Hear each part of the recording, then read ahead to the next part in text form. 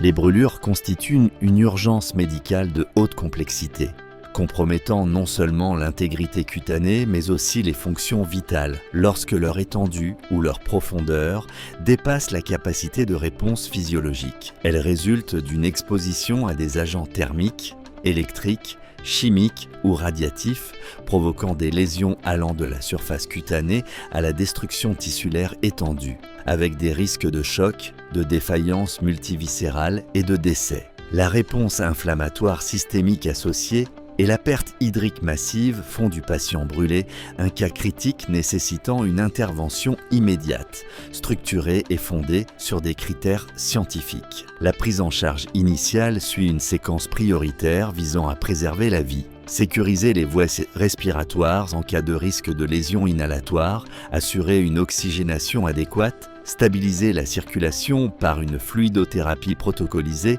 et prévenir l'hypothermie. L'évaluation précise de la surface corporelle atteinte et de la profondeur des lésions permet d'établir un pronostic et de guider le traitement, incluant une analgésie efficace, une couverture protectrice, le contrôle de la douleur et la prévention des infections. Dans les cas complexes comme les brûlures électriques ou chimiques, la prise en charge doit être adaptée à la physiopathologie spécifique pour éviter des complications graves telles que la rhabdomyolyse, les arythmies létales ou la nécrose progressive. Soigner un patient brûlé ne se limite pas à appliquer des protocoles.